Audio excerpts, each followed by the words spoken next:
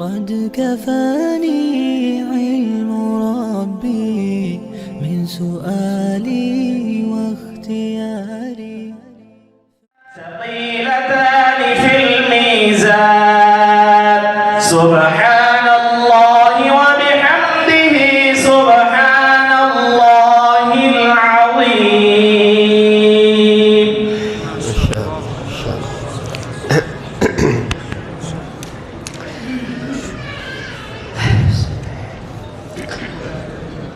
الحمد لله وكفى وسلام على عباده الذين اصطفى وأشهد أن لا إله إلا الله وحده لا شريك له وأشهد أن سيدنا ومولانا محمدا عبده ورسوله أما بعد.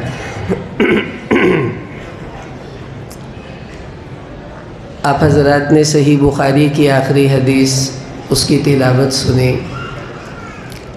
ہمارے بزرگ مولانا احسان الحق دامت برکاتہ رائیونڈ والے، انہوں نے ابو داؤد شریف کی آخری حدیث پڑھائی اور شاگردوں سے کہنے لگے کہ لو بھائی، آج ہم اور تم برابر ہو گئے کہ جو علم ہم نے پڑھا تھا اتنا ہی علم آج تم نے بھی پڑھ لیا. اب ہم اور تم دونوں برابر ہو گئے. اللہ کا عجیب انعام ہے. امام رازی رحمۃ اللہ علیہ نے اپنی تفسیر کبیر میں نقل کیا کہ اگر کوئی آدمی خواب دیکھے کہ اس کے ہاتھ میں جنت کی چابیاں ہیں تو اس کی تعبیر کیا ہوگی؟ تو خود فرماتے ہیں کہ اس کی تعبیر یہ ہے کہ اللہ تعالیٰ اس آدمی کو عالم بنائیں گے، علم دین نصیب فرمائیں گے.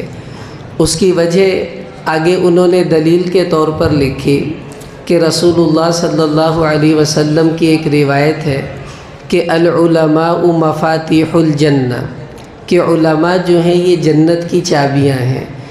ظاہر انسان خود تو چابی بن نہیں سکتا، اس کا مطلب ہے اس کے پاس وہ چیز ہے جو جنت کی چابی بنے گی، اور وہ یہی علم دین ہے جو آج الحمدللہ ان طلباء اور طالبات کو اللہ تعالیٰ نے نصیب فرمایا ہے. شیخ عبد القادر جیلانی رحمہ اللہ تعالی، انہوں نے اپنے ایک مرید کو خلافت دی اور نصیحت بڑی عجیب فرمائی. تو وہی نصیحت آج ان بچوں کو اور بچیوں کو بھی ہم کرتے ہیں. انہوں نے فرمایا کہ میری نصیحت یہ ہے کہ تم کبھی بھی خدا ہونے کا دعویٰ نہ کرنا اور کبھی بھی نبی ہونے کا دعویٰ نہ کرنا. انہوں نے کہا حضرت کیسی بات آپ نے کی، بھلے کون ہے جو خدا ہونے کا دعویٰ کرے اور نبی ہونے کا دعویٰ کرے؟ فرمانے لگے کہ ہاں، اس کا مطلب یہ ہے کہ یہ مت کہنے لگ جانا کہ جو میں نے کہہ دیا وہی ہوگا اور جو میں چاہوں گا وہی ہوگا اور میں اکیلا ہی کروں گا، کوئی اور نہیں کر سکتا. فرمانے لگے یہ خدا کی صفت ہے کہ وہ فعال لما یرید ہے، وہ لا شریک لہ ہے. ہم یہ نہیں کہیں گے عالم بننے کے بعد کہ جو میں نے کہہ دیا بس وہی صحیح ہے اور جو میں چاہوں گا وہی ہو کر رہے گا، اور یہ نہیں سوچنا کہ میں ہی دین کا کام کر رہا ہوں بلکہ اور لوگ بھی الحمدللہ ہمارے ساتھ دین کے کام میں شریک ہے. ہمیں ان کی بھی قدر اور احترام کرنا چاہیے. اور نبی ہونے کا دعویٰ، اس کا مطلب یہ ہے کہ یہ مت سمجھنے لگ جانا کہ مجھ میں کوئی عیب نہیں ہے اور میں غلط کہہ نہیں سکتا ہوں اور جو کہہ دیا بس اب میں اس سے رجوع نہیں کروں گا. فرمانے لگے یہ تو انبیاء کی صفات ہے کہ وہ حق بات کہتے ہیں، ان کو رجوع نہیں کرنا پڑتا. تم اگر کہیں کوئی غلط بات کہہ دو تو کوئی حرج نہیں ہے رجوع کرنے میں. بڑے بڑے علماء نے بہت سے مسائل سے رجوع کر لیا. تو فراغت کے وقت جب علم کی دستار سروں پر رکھی جاتی ہے تو شیطان اندر اندر تکبر کی تھوڑی سی چٹکی کاٹ دیتا ہے کہ اب تو تم عالم بن گئے ہو اور ماشاءاللہ اب علماء کی صف میں شامل ہو گئے ہو. اس موقع پر اپنے آپ کو تواضع کے اندر رکھنا ہے کہ اللہ تیری توفیق سے ہوا جو ہوا، آگے بھی ہمیں اس علم کی دولت کے لیے تو قبول فرما لے۔ اللہ کا عجیب نظام ہے، ہم جس دور سے گزر رہے ہیں یہ فتنوں کا زمانہ ہے، اور رسول اللہ صلی اللہ علیہ وسلم نے ہمیں فتنوں کے زمانے کی خبریں بھی دیں اور اس زمانے میں آنے والے حالات بھی بتلائے اور اس زمانے میں رہنے کا طریقہ بھی بتلایا۔ امام بخاری رحمہ اللہ یہ جو بالکل اپنی کتاب کو ختم کر رہے ہیں اور کتاب التوحید، کتاب الرد علی الجہمیہ یہ لے کر آئے، آخر کیوں؟ امام بخاری رحمہ اللہ ہمیں اس زمانے میں رہنے کا ڈھنگ سکھانا چاہتے ہیں کہ تم جس زمانے سے گزر رہے ہو اس زمانے میں ایمان کو بچانے کا طریقہ کیا ہے۔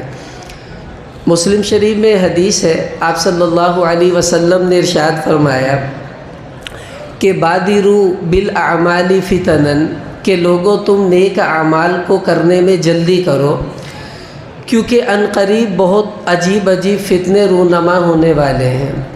آپ صلی اللہ علیہ وسلم نے اس کا اشارہ کیا کہ یصبح الرجل مؤمنا ویمسی کافرا، ایسے فتنوں کا زمانہ آئے گا کہ صبح آدمی مسلمان ہوگا، نماز پڑھے گا اور اعمال کرے گا، اور شام کو پتہ چلے گا وہ کسی اور مذہب میں اسلام چھوڑ کر داخل ہو چکا ہے۔ او یمسی مؤمنا ویصبح کافرا، شام کو تعلیم میں بیٹھے گا، گشت وشت کر کے اپنے گھر پہنچے گا، اور صبح اعلان ہو رہا ہوگا وہ فلاں آدمی بھی اسلام سے نکل کر کافر ہو چکا ہے۔ ایسے ایسے زمانے آنے والے ہیں، وہ فتنوں کا زمانہ ہوگا، اور اتنا معیار دینی اعتبار سے گر جائے گا لوگوں کا۔ صحیح بخاری میں روایت ہے، آپ صلی اللہ علیہ وسلم نے فرمایا کہ بعض لوگوں کے بارے میں یوں کہا جائے گا کہ ما اعقلہ وما اضرفہ وما اجلدہ، ارے تمہیں پتہ ہے کیا با کمال آدمی ہے اور بڑا عقل مند ہے، بہت بڑا وہ پی ایچ ڈی ڈاکٹر ہے، ایسی ایسی باتیں کرتا ہے، لیکن فرمایا وما فی قلبہ مثقال حبۃ خردل من الایمان، زبان سے تو واقعی با کمال ہوگا لیکن اس کے دل میں ایمان کی روشنی کا ایک ذرہ بھی موجود نہیں ہوگا۔ تو یہ فتنوں کا زمانہ ہے کہ جس کا دل بجھا ہوا ہوگا اس کے الفاظ میں ظلمت ہوتی ہے، اور جو اس الفاظ کو سنے گا اس کا دل بھی بجھ کر رہ جاتا ہے، اندر اندر وہ زہر ہوتا ہے جو سننے والے کو محسوس نہیں ہو پاتا۔ اب یہ جو فتنوں کے زمانے ہیں، آخر ایسا کیوں ہوگا، معیار کیوں گرے گا؟ یہ بھی رسول اللہ صلی اللہ علیہ وسلم نے خود بتلایا۔ صحیح بخاری میں روایت ہے، آپ صلی اللہ علیہ وسلم نے ارشاد فرمایا کہ اللہ تعالیٰ علم کو ایسے نہیں اٹھائیں گے کہ بس ختم ہو گیا، فرمایا کہ یقبض العلم بقبض العلماء، اللہ تعالیٰ علماء کو اٹھائیں گے اور علم دنیا سے ختم ہو جائے گا۔ پھر آپ صلی اللہ علیہ وسلم نے فرمایا حتی اذا لم یبک عالما اتخذ الناس رؤوسا جہالا، جب عالم ہوگا ہی نہیں تو جاہلوں کو لوگ اپنا بڑا بنائیں گے، فسئلوا، ان سے مسائل پوچھیں گے، فافتوا بغیر علم، اور وہ بغیر علم کے فتویٰ دیں گے، اپنی مرضی، اپنی سوچ، اپنے ذہن کے مطابق، اوپر سے کوئی علم ان کے پاس نہیں آیا ہے، اپنی ذہن سے کہ میرے خیال میں یوں ہے، میں یہ سمجھتا ہوں کہ ایسے ہے۔ اور آپ صلی اللہ علیہ وسلم نے فرمایا فضلوا واضلوا، یہ وہ لوگ ہوں گے جو خود بھی گمراہ ہوں گے اور دوسروں کو بھی گمراہ کر ڈالیں گے۔ تو علماء جب تک ہوں گے یہ زمانہ نہیں آئے گا، اور آپ کو اس بات پر اللہ کا شکر ادا کرنا چاہیے کہ یہ دینی مدارس آپ کو علماء فراہم کر رہے ہیں جو آپ کو فتنوں کے زمانے سے بچانے کا سامان فراہم کرتے ہیں۔ یہ کتنی بڑی خدمت ہے مدارس کی جو آپ حضرات کے لیے الحمدللہ اور آپ کی آنے والی نسلوں کے لیے ہو رہی ہے کہ ان کو گمراہی سے بچایا جائے۔ اب دیکھیے یہ جو بچے یہاں پڑھتے ہیں، ہم نے 8 سال ان کو پڑھایا ہے، طالبات ہیں 6 سال ان کو پڑھایا ہے، ایک مخصوص ماحول میں رکھ کر، ایک مخصوص دائرے میں رہ کر، جس کو ہم اہل سنت والجماعت کا دائرہ کہتے ہیں، اس دائرے میں رہ کر ان کو پڑھایا گیا ہے، ان کا ایک ذہن بنایا گیا ہے۔ کیوں؟ آخر وہ دائرہ ہی کیوں؟ آپ اس کو ایک مثال سے سمجھیے۔ آپ کو برگر کھانا ہے تو ہمارے فوڈ اسٹریٹ پر چلے جائیں ساہیوال میں، تو دائیں بائیں 50 برگروں کے چھوٹے چھوٹے سٹال لگے ہوں گے۔ آپ جس برگر والے سے برگر کھائیں گے اس کا ذائقہ بالکل الگ الگ ہوگا، کیونکہ ہر بندہ اپنی مرضی سے اپنا ٹیسٹ ڈیولپ کرتا ہے، تو اختلاف تو ہوگا ان میں۔ لیکن اگر آپ KFC سے برگر لیں، میک ڈونلڈ سے برگر لیں، چاہے ساہیوال میں کھائیں یا کراچی میں، انگلینڈ چلے جائیں یا امریکہ میں، پوری دنیا میں KFC کے برگر کا ایک جیسا ذائقہ ہوتا ہے، اس میں ذائقے میں کوئی فرق نہیں ہوتا۔ کیوں؟ ان کے فرق ہیں، ان کا فرق کیوں نہیں ہے؟ ان کی تو 500 کیا 5000 سے زیادہ برانچیں ہوں گی، تو وہ فرق کیوں نہیں آتا ہے؟ اس لیے کہ KFC میں جو برگر بنتا ہے اس کا ایک مخصوص دائرہ ہے کہ اتنا کیچپ لگے گا، ایسے ایسے جو ہے آپ کو فرائی کرنا ہے چکن کو، وغیرہ وغیرہ۔ تو جہاں بھی دنیا میں KFC کی کوئی بھی برانچ ہوتی ہے، وہ اسی دائرے میں رہ کر ویسا برگر بناتی ہے، اس لیے ان کے برگر کے ٹیسٹ میں فرق نہیں آتا ہے۔ اور یہ جو باہر بیٹھے ہوئے ہیں، ہر بندہ اپنے حساب سے بنا رہا ہے، اس کا اپنا اپنا ہی ٹیسٹ ہے، اور 50 برگر ہوں گے تو 50 کا الگ ہی ذائقہ ہوگا۔ اسی طرح رسول اللہ صلی اللہ علیہ وسلم نے امت مسلمہ کے لیے ایک مخصوص دائرہ، ایک دینی مزاج، یوں کہہ لیں ایک دینی ٹیسٹ ہمارے نبی نے ڈیولپ کیا کہ اس کے اندر اندر جو رہے گا وہ اہل سنت والجماعت ہوگا۔ اور پوری دنیا میں کہیں بھی اہل سنت والجماعت سے آپ مل لیں، اس سے کوئی بھی عقیدے کی بات پوچھیں گے آپ کو کہیں فرق نہیں ملے گا، سب کی ایک بات ہوگی۔ مسائل میں اختلاف ہونا وہ الگ بات ہے، لیکن عقائد میں اہل سنت والجماعت کا پوری دنیا میں اختلاف نہیں ہے، کیونکہ وہ ایک دائرے کے اندر بند ہے۔ اور جو اس دائرے سے نکل جاتا ہے وہ ان ٹھیلے والے برگروں کی طرح سے ہے، ہر بندے دی اپنی ٹیون ہے، اپنا ہی ذائقہ تے، اپنا ہی ٹیسٹ ہے۔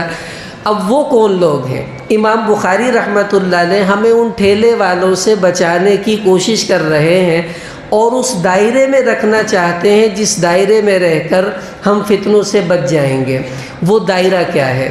سنن ترمذی میں رسول اللہ صلی اللہ علیہ وسلم نے صحابہ کرام کو فرمایا کہ ان بنی اسرائیل تفترقت فی 72 ملتا، کہ بنی اسرائیل 72 فرقوں میں تقسیم ہو گئے تھے، اور میری امت 73 فرقوں میں تقسیم ہوگی۔ اور فرمایا وَكُلُّهُمْ فِي النَّارِ إِلَّا مِلَّةٌ وَاحِدَةٌ، اور وہ سارے کے سارے دوزخ میں جائیں گے، بس ایک فرقہ ہے جو نجات پائے گا، وہ دوزخ میں نہیں جائے گا۔ اب صحابہ گھبرا گئے کہ یا رسول اللہ وہ کون سا ایک فرقہ ہے جس کو آپ کہہ رہے ہیں وہ جنت میں جائے گا، باقی سب دوزخ میں چلے جائیں گے؟ اب ہمارے نبی نے ایک دائرہ بنا دیا، فرمایا ما انا علیہ و اصحابی، جس مسلک، جس مزاج، جس عقیدے پر میں اور میرے صحابہ موجود ہیں، قیامت تک جو آدمی اسی مزاج پر رہے گا جس پر میں اور میرے صحابہ ہیں، وہ سب جنت میں چلے جائیں گے۔ اس دائرے سے جو نکلتا ہے وہ اہل سنت والجماعت سے نکل جاتا ہے۔ اب وہ کون لوگ تھے؟ حضرت علی رضی اللہ تعالیٰ عنہ کے زمانے میں ان فتنوں کا ظہور ہوا، عجیب عجیب لوگ پیدا ہوئے، معتزلہ آ گئے، جبریہ آ گئے، قدریہ آ گئے، جہمیہ آ گئے، اور ہر ایک نے اپنی عقل کے گھوڑے دوڑائے اور کہا جو مجھے سمجھ آئے گا بس وہی دین ہے۔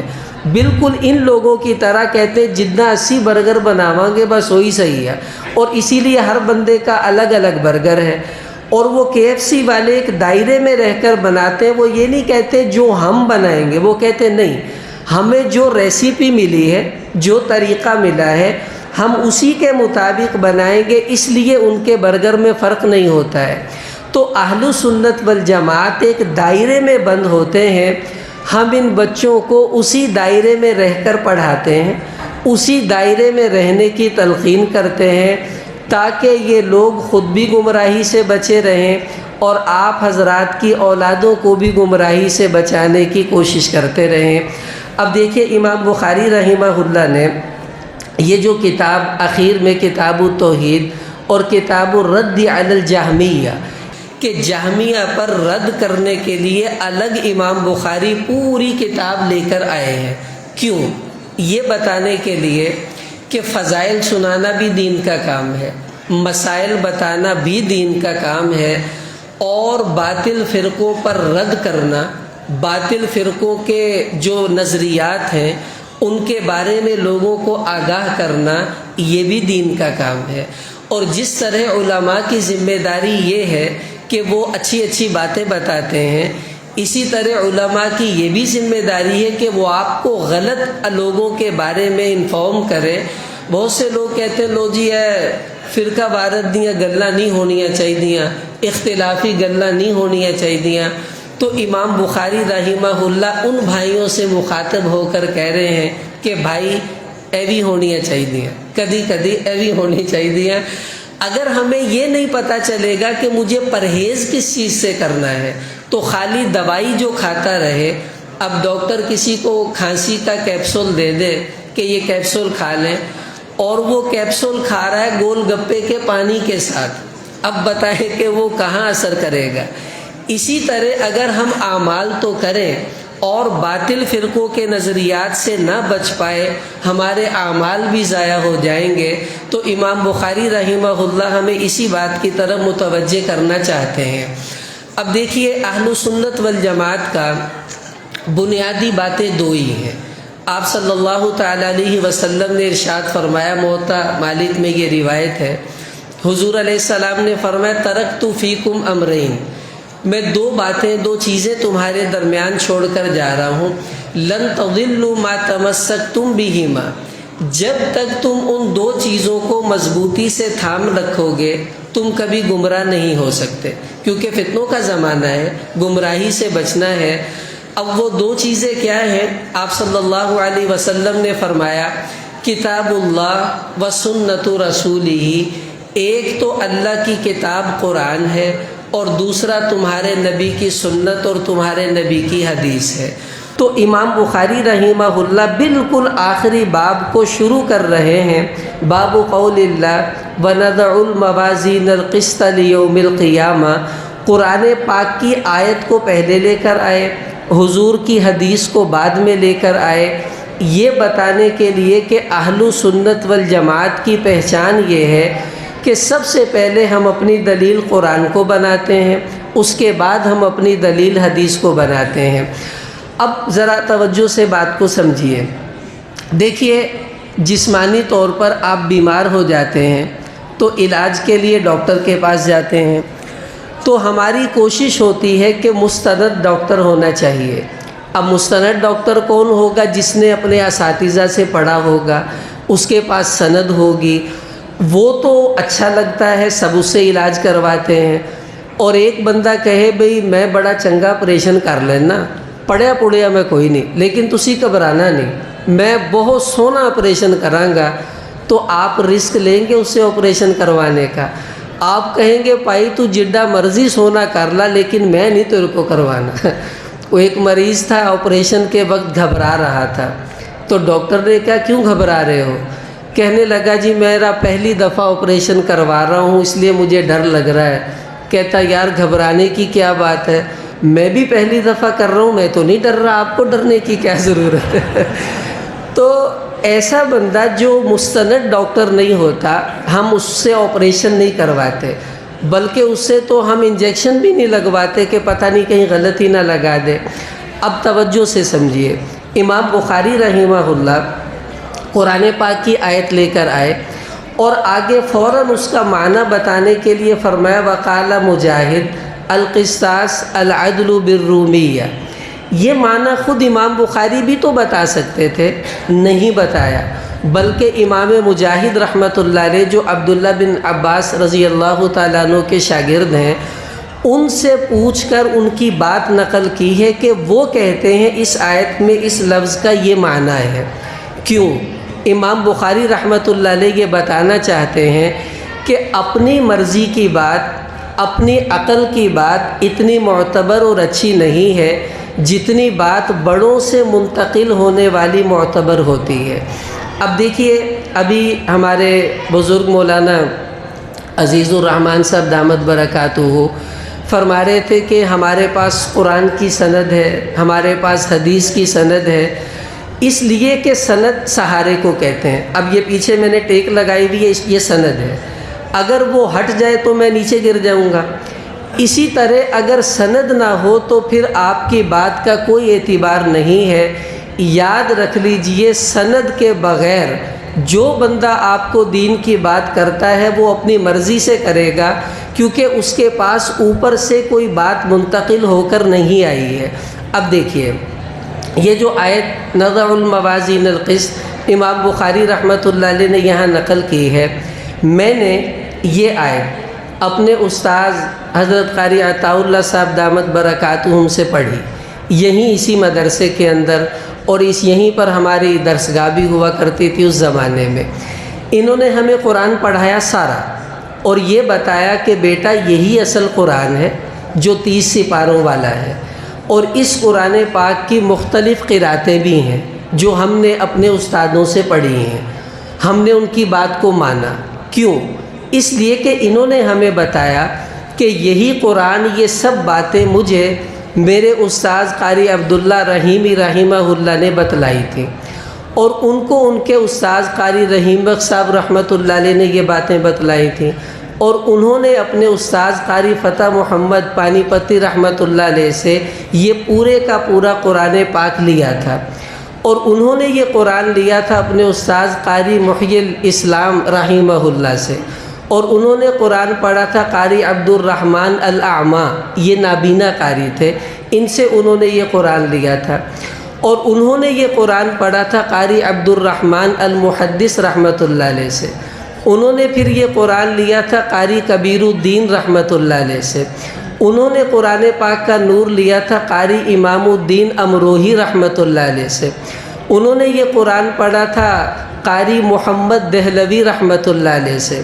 انہوں نے یہ قرآن لیا قاری قادر بخش رحمۃ اللہ علیہ سے، انہوں نے قرآن پڑھا تھا قاری محمدی رحمۃ اللہ علیہ سے، پھر انہوں نے یہ قرآن پڑھا تھا قاری عبد المجید الدہلوی رحمۃ اللہ علیہ سے، انہوں نے قرآن پاک پڑھا تھا قاری غلام مصطفیٰ طیٰ تیسری رحمۃ اللہ علیہ سے، انہوں نے پھر یہ قرآن پاک پڑھا تھا قاری عبد الغفور الدہلوی رحمۃ اللہ علیہ سے، انہوں نے قرآن پڑھا تھا قاری عبد الخالق منوفہ رحمۃ اللہ علیہ سے، انہوں نے یہ قرآن کا نور لیا تھا قاری شمس الدین الاعمى، یہ بھی نابینا تھے۔ دیکھو اللہ نے کیسے ہم تک قرآن پہنچایا۔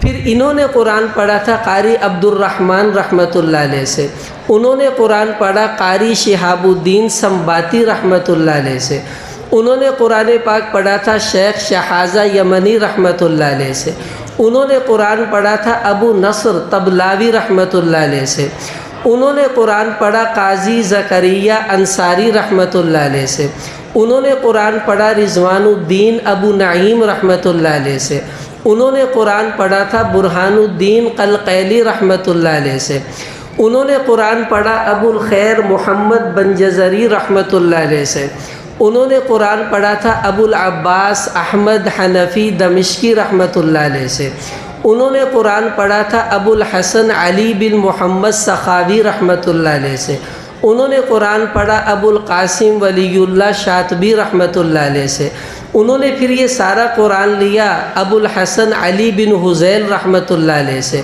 پھر انہوں نے یہ قرآن پڑھا ابو داود سلیمان بن خلف رحمۃ اللہ علیہ سے، انہوں نے یہ قرآن لیا ابو عمر سلیمان بن سعید الدانی رحمۃ اللہ علیہ سے، انہوں نے یہ قرآن لیا ابو الحسن طاہر بن غلبون رحمۃ اللہ علیہ سے، انہوں نے یہ قرآن لیا ابو الحسن علی بن محمد ہاشمی الاعمى، یہ بھی نابینا تھے، ان سے قرآن لیا۔ پھر پھر انہوں نے یہ قرآن پاک کا نور لیا ابو العباس احمد اشنانی رحمۃ اللہ علیہ سے، انہوں نے یہ قرآن پڑھا ابو محمد عبید بن صباح رحمۃ اللہ علیہ سے، انہوں نے یہ قرآن لیا ابو عمر امام حفص الکوفی رحمۃ اللہ علیہ سے، انہوں نے قرآن پڑھا امام عاصم کوفی رحمۃ اللہ علیہ سے۔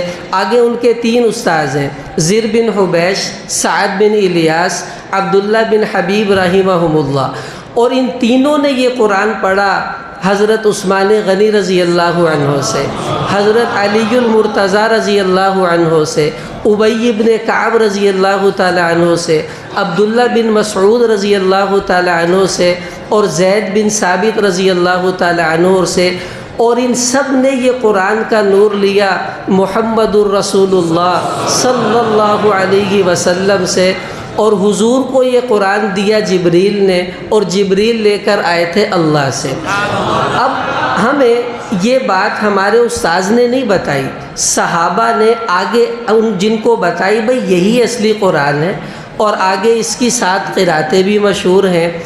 اب آج کوئی بندہ آ کر ہمارے کان میں کہے نہیں جی وہ قرآن تو 40 پاروں والا ابھی آئے گا اور یہ والا تو صحیح نہیں ہے، تو ہم اس کی بات کیسے مانیں؟ ہمیں تو رسول اللہ صلی اللہ علیہ وسلم سے سند کے ساتھ یہ باتیں، یہ قرآن، یہ الفاظ، یہ معانی پہنچے ہیں، تو ہمارے پاس سند ہے۔ اور جو بے سندہ بندہ وہ برگر والا ادھر ادھر سے اٹھ کر آ جائے تو اس کا کیا اعتبار ہے؟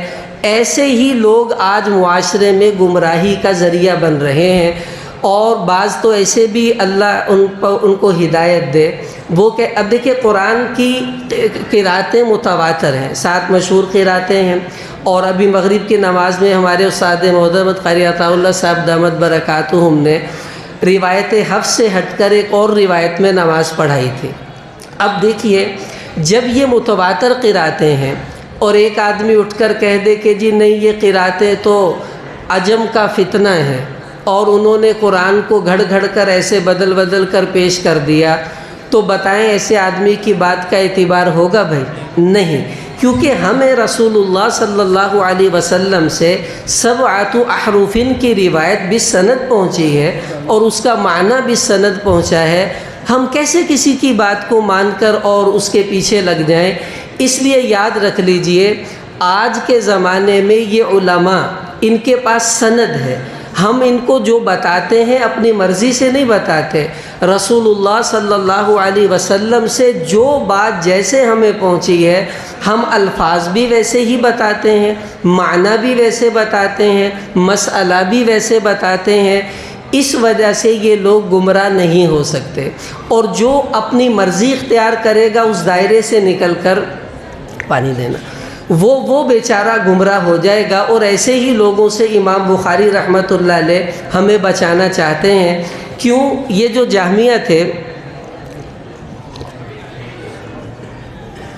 ان کا عقیدہ یہ تھا کہ قیامت والے دن جو ہے اعمال کا وزن نہیں ہوگا، اور یہ اللہ تعالیٰ کی صفات کے منکر تھے۔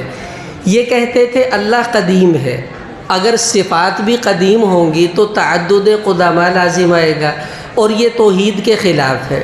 تو امام بخاری رحمۃ اللہ علیہ نے یہ باب باندھا، اور اس میں اللہ تعالیٰ کی وہ صفت جو اللہ پاک عدل والا نظام قیامت والے دن قائم فرمائیں گے اس کو ثابت کر کر ان کا رد کیا کہ اہل سنت والجماعت کے دائرے میں اعمال کا وزن بھی ہوگا، اللہ عدل بھی قائم فرمائیں گے، اللہ کی صفات بھی اس کے ساتھ سچی ہیں۔ اب جو فرقہ اس دائرے سے نکل رہا ہے اس کا مطلب ہے وہ اہل سنت والجماعت سے خارج ہے۔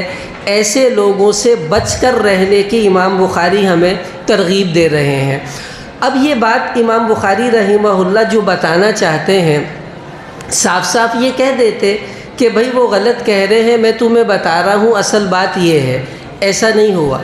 امام بخاری رحمۃ اللہ علیہ سند کے ساتھ اپنے استاذ احمد بن اشکاب رحمہ اللہ سے حضور صلی اللہ علیہ وسلم کی وہ روایت لے کر آئے جس میں ان لوگوں کے غلط بات کو رد کیا گیا ہے، اور پتہ چل جاتا ہے کہ وہ لوگ ٹھیک بات نہیں کر رہے ہیں۔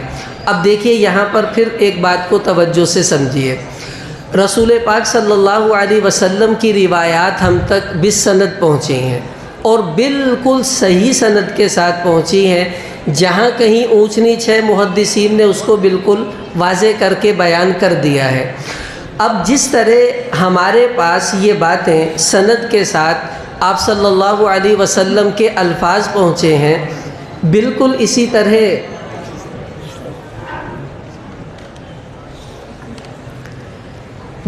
اسی طرح ہمارے پاس معنی بھی رسول اللہ صلی اللہ علیہ وسلم سے بالسند ہی پہنچا ہے۔ ہم ان بچوں کو جو پڑھاتے ہیں یہ نہیں کہتے کہ میں یوں کہتا ہوں، میرا ذہن یہ ہے، مجھے یوں سمجھ آ رہی ہے، نہیں، ہم ان کو جب پڑھاتے ہیں الفاظ کے بعد ہم یہ کہتے ہیں بھی ہم نے اپنے استادوں سے اس حدیث کا یہ معنی یوں سمجھا ہے، وہی ہم آپ کو بتا رہے ہیں۔ اب ایسا ہم کیوں کرتے ہیں؟ اس لیے کہ جو الفاظ اوپر سے ہم تک پہنچے ہیں وہ صحیح ہیں، جو معنی اوپر سے ہم تک آئے گا وہ معنی بھی صحیح ہوگا، اور جو ان الفاظ اور معنی کے دائرہ میں رہے گا انشاءاللہ وہ کبھی گمراہ نہیں ہو سکتا، اور جو اس سے نکل کر اپنی مرضی سے کچھ کہے گا وہ بیچارہ گمراہی کی طرف چلا جائے گا۔ امام بخاری رحمہ اللہ ہمیں یہی بتانا چاہتے ہیں۔ مثلا ان بچوں کا سلسلہ حدیث اوپر رسول پاک صلی اللہ علیہ وسلم تک الحمدللہ موجود ہے، الفاظ کا بھی، معنی کا بھی، مسائل کا بھی، ہم نے جو اپنے اساتذہ سے پڑھا وہی ان بچوں کو پڑھایا۔ یہ حدیث اور یہ پوری کتاب ہم نے اپنے استاذ حضرت مولانا عبدالحمید صاحب تونسوی رحمہ اللہ، ابھی قریب ہی میں ان کا انتقال ہوا، اللہ تعالیٰ ان کی مغفرت فرمائے، انتہائی شریف النفس، انتہائی زاہد انسان تھے۔ ہم نے زہد پڑھا ہوگا لیکن اپنی آنکھوں سے ہم نے زہد کا مشاہدہ ان کی زندگی میں کیا۔ انہوں نے ہمیں جو پڑھایا اپنی مرضی سے نہیں پڑھایا، انہوں نے ہمیں بتایا کہ بچوں یہ الفاظ، یہ معنی، یہ مسائل میں نے اپنے استاذ مولانا علی محمد صاحب رحمۃ اللہ علیہ سے پڑھے ہیں، اور انہوں نے یہ سب کچھ اپنے استاذ حضرت شیخ الاسلام مولانا حسین احمد مدنی رحمۃ اللہ علیہ سے پڑھا تھا، اور حضرت نے یہ سب کچھ الفاظ بھی معنی بھی اپنے استاذ حضرت شیخ الہند مولانا محمود حسن دیوبندی رحمۃ اللہ علیہ سے پڑھا تھا، اور حضرت نے یہ الفاظ، یہ معنی سب کچھ اپنے اساتذہ مولانا رشید احمد گنگوہی اور مولانا قاسم نانوتی رحمہم اللہ سے جو ہے وہ پڑھا تھا۔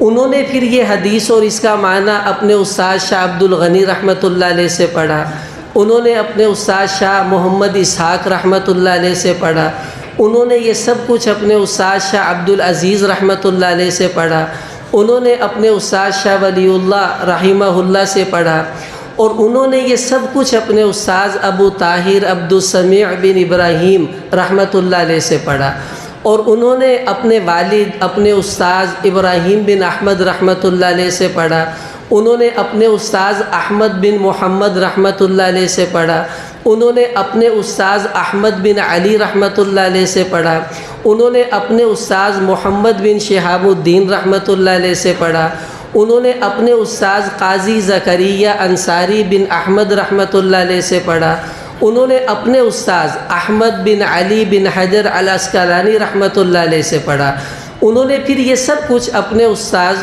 ابراہیم بن احمد رحمۃ اللہ علیہ سے پڑھا، انہوں نے اپنے استاذ احمد بن ابی طالب رحمۃ اللہ علیہ سے پڑھا، انہوں نے اپنے استاذ حسین بن مبارک رحمۃ اللہ علیہ سے پڑھا، انہوں نے اپنے استاذ شیخ عبد الاول بن عیسیٰ رحمۃ اللہ علیہ سے پڑھا، انہوں نے اپنے استاذ شیخ عبد الرحمن بن محمد رحمۃ اللہ علیہ سے پڑھا، انہوں نے اپنے استاذ شیخ عبداللہ بن احمد رحمۃ اللہ علیہ سے پڑھا، انہوں نے اپنے استاذ محمد بن یوسف ربری رحمۃ اللہ علیہ سے پڑھا، اور وہ شاگرد ہیں امام بخاری محمد بن اسماعیل رحمۃ اللہ علیہ کے۔ اب یہاں تک ہم بتاتے ہیں کہ انہوں نے ان سے پڑھا، اب امام بخاری آگے کہہ دیتے بھائی آگے میں یہ کہتا ہوں، نہیں، امام بخاری رحمۃ اللہ علیہ فرماتے ہیں کہ میں نے اپنے شاگرد محمد بن یوسف کو جو پڑھایا ہے وہ سب کچھ میں نے اپنے استاذ احمد بن اشکاب رحمۃ اللہ علیہ سے پڑھا ہے، اور میرے استاذ نے مجھے جو بتایا وہ خود سے نہیں بتایا، اپنے استاذ محمد بن فضیل رحمۃ اللہ علیہ سے بتایا، انہوں نے اپنے استاذ عمارہ بن کعکا رحمۃ اللہ علیہ سے پڑھ کر بتایا، انہوں نے اپنے استاذ امام ابو زرعہ رحمۃ اللہ علیہ سے پڑھ کر بتایا۔ اور امام ابو زرعہ یہ نہیں کہہ رہے کہ میں کہتا ہوں، وہ کہہ رہے ہیں کہ بھائی میں نے یہ سب کچھ حضرت ابو ہریرہ رضی اللہ تعالیٰ عنہ سے پڑھا ہے۔ اور آگے ابو ہریرہ رضی اللہ تعالیٰ عنہ نہیں کہہ رہے کہ میں بتا رہا ہوں، بلکہ وہ کہتے ہیں کہ قال النبی صلی اللہ علیہ وسلم، بھائی میں نے تو اللہ کے محبوب کو یوں فرماتے ہوئے سنا، اور آگے وہ الفاظ ہم تک نقل کیے گئے۔ اب دیکھو جن لوگوں نے یہ الفاظ ہمیں دیے ہیں انہی لوگوں نے اس کا معنی بھی ہمیں بتایا ہے، تو جب ہم الفاظ میں غلطی نہیں کر رہے تو انشاءاللہ مسائل اور معنی میں بھی غلطی نہیں کریں گے۔ اب جو لوگ بے سند ہوتے ہیں، مطلب یہ کہ ان کی آگے رسول پاک صلی اللہ علیہ وسلم تک سند نہیں ہے، وہ کہتے ہیں مجھے یوں سمجھ آ رہا ہے، میں یہ کہتا ہوں، سمجھ جائیں یہی وہ لوگ ہیں جن سے امام بخاری رحمۃ اللہ علیہ ہمیں بچانا چاہتے ہیں کہ یہ بدبخت خود بھی گمراہ ہیں اور ہمیں بھی گمراہ کریں گے۔ بعض تو کہتے ہیں کہ جی حدیث کی ضرورت ہی نہیں ہے، بس اللہ کا قرآن ہی ہمیں کافی ہے۔ اس کا مطلب ہے کہ پوری حضور کی زندگی کو انہوں نے ٹھکرا دیا، بتاؤ یہ کیسے ہدایت پر ہو سکتے ہیں۔ اور بعض کیا کہتے ہیں کہ نہیں جی وہ دیکھنا چاہیے، وہ زمانہ اور تھا اب زمانہ اور ہے۔ بھائی وہ کیسے؟ اب آپ اس کی مثال سمجھیں، سر سید احمد خان کا نام آپ نے سنا ہوا ہے، اب تو اس کا نوٹ پر تصویر بھی بنی ہے، پتہ نہیں کون سا کارنامہ انجام دیا ہے جس کی وجہ سے پاکستان کے نوٹ پر اس کی تصویر ہے، حیرت کی بات ہے۔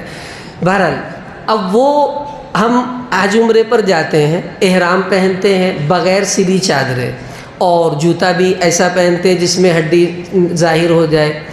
اب وہ یہ لکھتا ہے کہ جی نہیں وہ ابراہیم علیہ السلام کے زمانے میں کپڑے ہوتے نہیں تھے، غربت تھی اور ایسی جدت نہیں تھی، تو مجبوراً انہوں نے وہ بغیر سلی چادریں پہن لیں، اور حضور علیہ السلام نے ان کی محبت میں پہن لیں۔ باقی کوئی ضروری نہیں آپ ان کپڑوں میں بھی احرام پہن کر عمرہ کر لیں، کوئی مسئلہ نہیں ہے۔ بھائی کیوں؟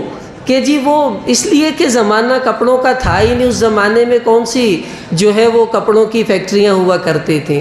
اب سمجھ رہے ہیں آپ کہ جو اس دائرے سے نکل جاتا ہے، اپنی عقل لڑاتا ہے، یہی وہ لوگ ہیں جن سے امام بخاری ہمیں ڈرا رہے ہیں کہ ان سے بچ کر رہنا ہے۔ کبھی وہ اس نام سے آئیں گے کہ جی داڑھی تو عرب کا کلچر تھا، سب رکھتے تھے، ابو جہل کی بھی داڑھی تھی اور فلاں کی بھی تھی، تو حضور نے بھی رکھ لی، کلچر تھا نا، تو کوئی ضروری نہیں ہے کہ آپ بھی داڑھی رکھیں، یہ کوئی ایسا تو نہیں ہے کہ داڑھی رکھی جائے، چونکہ عرب کا کلچر تھا۔ اب بات کہاں سے کر رہا ہے؟ دماغ سے۔ اب سند ہم تک جو پہنچی ہے کہ کث اللحیہ، صحابہ فرماتے ہیں رسول پاک صلی اللہ علیہ وسلم کی داڑھی گھنی تھی، تملأ الصدر، سینے کو بھر دیتی تھی، اور ادھر بندہ کہ نہیں جی ہوتا ہے ہمیں سارے ہی رکھ دے سی، سرکار بھی رکھ لی تا، کوئی ایڈی ضروری تا کوئی نہیں۔ سمجھ جائیں یہ وہ ٹھیلے والا برگر ہے جس کا اعتبار نہیں ہے۔ ہم تو سند والی بات کو مانیں گے جو صحابہ سے ہم تک الحمدللہ راسخ لوگوں کے ذریعے اللہ پاک نے پہنچائی ہے، ایسے لوگوں کے پیچھے نہیں لگنا ہے۔ علامہ انور شاہ کشمیری رحمۃ اللہ علیہ تشریف لائے پاکستان میں ختم نبوت کے لیے، تو واپس جا رہے تھے تو پیر ماہر علی شاہ رحمہ اللہ وہ تشریف لے آئے، کہنے لگے شاہ جی آپ ذرا ہمارے خانقاہ سے ہوتے جائیے۔ حج چلے گئے، کچھ بات ہوئی تو وہاں ایک بڑی عجیب انہوں نے بات کی علامہ انور شاہ کشمیری رحمۃ اللہ علیہ سے، کہنے لگے حضرت ایک بات تو بتائیں، آپ کہتے ہیں کہ رواج پر عمل کرنا جائز نہیں ہے، جبکہ رواج پر عمل تو خود رسول اللہ صلی اللہ علیہ وسلم نے بھی کیا ہے۔ وہ کیسے؟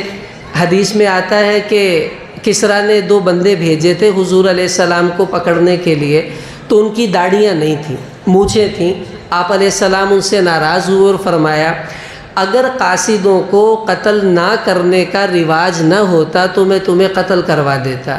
تو کہتے دیکھو حضور نے بھی رواج پہ عمل تو کیا ہے، ہم عمل کر لیں رواج پر تو آپ کہتے ہیں یہ بدعت ہے، اور حضور نے عمل کیا ہے تو اب آپ کیا کہیں گے؟ بہت مضبوط بات انہوں نے کی۔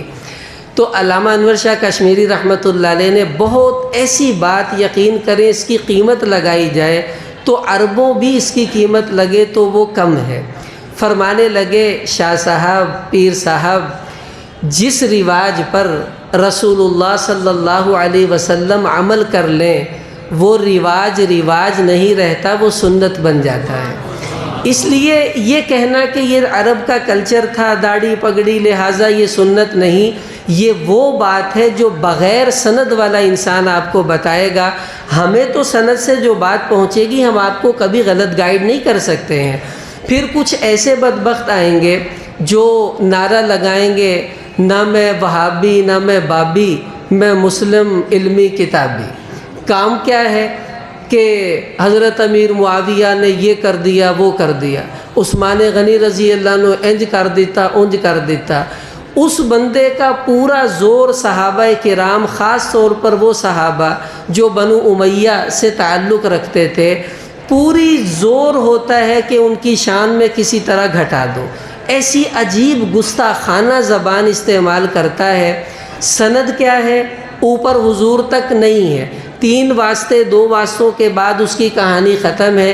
یہ وہ ٹھیلے والا برگر ہے، بھائی اس سے بچ کر رہیے۔ امام بخاری رحمۃ اللہ علیہ ہمیں ایسے ہی لوگوں سے بچانا چاہتے ہیں۔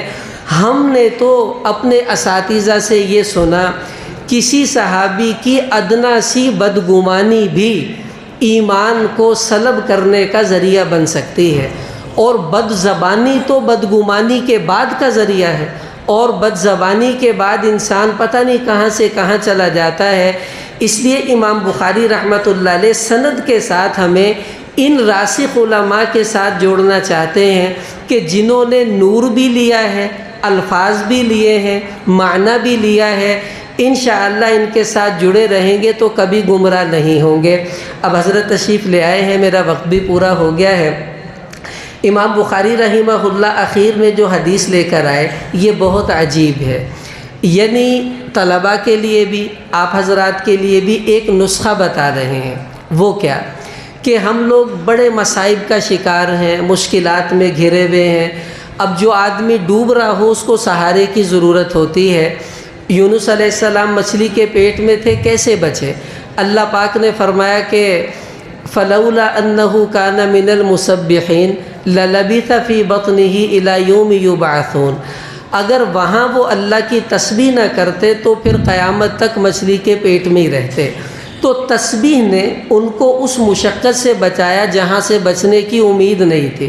تو امام بخاری رحمۃ اللہ علیہ ہمیں جاتے جاتے نسخہ دے کر جا رہے ہیں کہ دیکھو رسول اللہ صلی اللہ علیہ وسلم نے 2 ایسے کلمات بتلائے ہیں جو اللہ پاک کو بڑے پسند ہیں، محبوب ہیں، اور زبان پر بہت ہلکے، کوئی زیادہ وزنی نہیں ہے کہ پڑھنے میں دشواری ہو، لیکن جب میزان میں تولے جائیں گے، وہ جو جہمیہ کہہ رہے تھے کہ اعمال کا وزن نہیں ہوگا، امام بخاری فرما رہے رسول پاک صلی اللہ علیہ وسلم تو فرما رہے ہیں کہ یہ کلمات بڑے وزنی ہوں گے۔